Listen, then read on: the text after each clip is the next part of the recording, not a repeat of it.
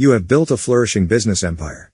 Now it is time to take it to the next level by getting it listed as a public company on the stock exchange. You will learn how to raise funds by making new shares offerings to the public to finance your business expansion, and make long-term investments by buying shares of other companies with promising growth prospects.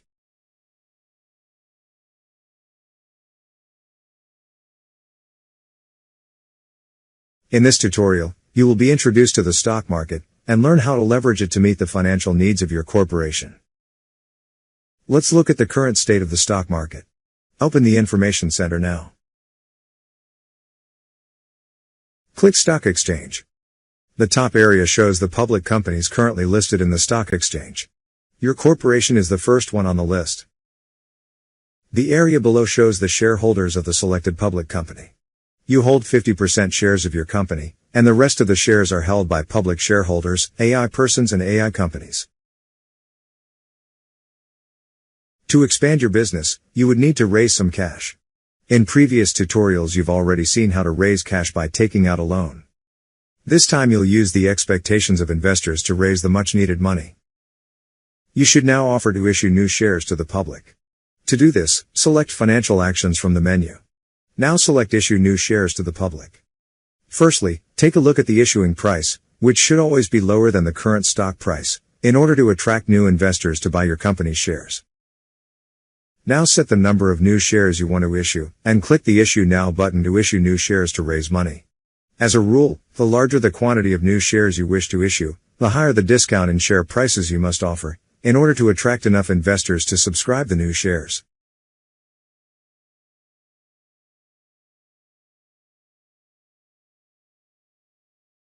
Great! You have successfully raised the needed cash for growing your business. However, it did come with a price. The issuing of the new shares diluted your ownership of your corporation a bit. Now return to the stock market to view your latest stock holdings. At the Ownership Details section, it shows that you now only own less than 50% of your corporation, and the remainder is owned by public shareholders, AI persons and AI corporations. The floating shares may be purchased by any corporations or individual investors. Look at the Who section. Here you can buy stocks on behalf of your corporation or invest as an individual. It shows that you have $1 million in personal cash at the moment. Let's do some stock investment with your personal money now. Simply click your name now to select yourself as the active investor. Now look at the Buy-Sell Shares section below. Using this interface, you may purchase up to 5% of the total number of shares of a listed company in a single transaction, so long as you have the cash.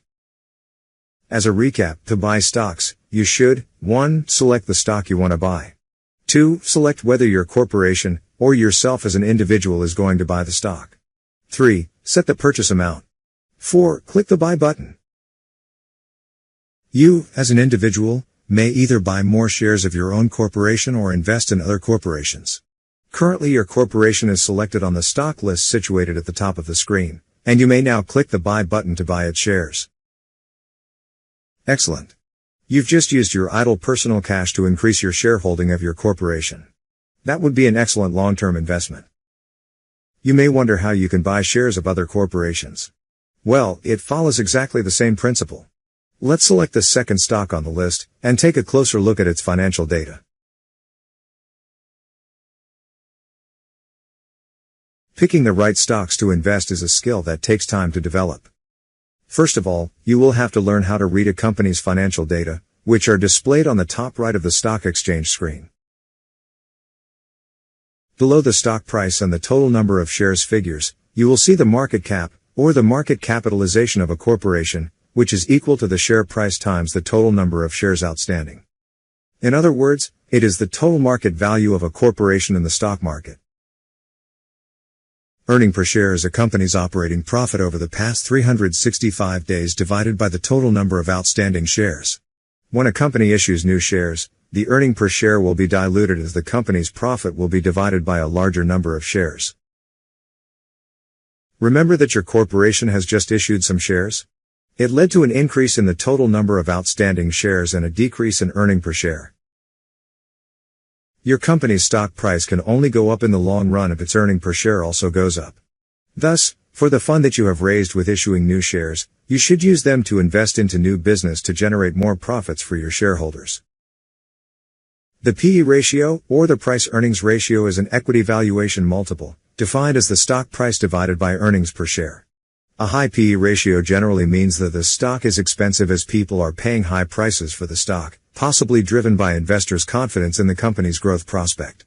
If you find all this a bit overwhelming, don't worry, as you are not required to be proficient in stock analysis in order to enjoy the game.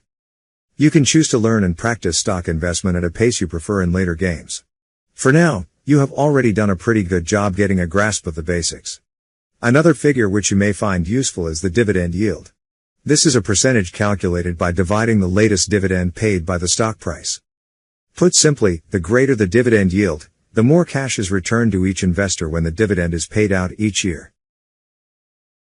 Besides buying stocks as an individual, you can also buy stocks on behalf of your company.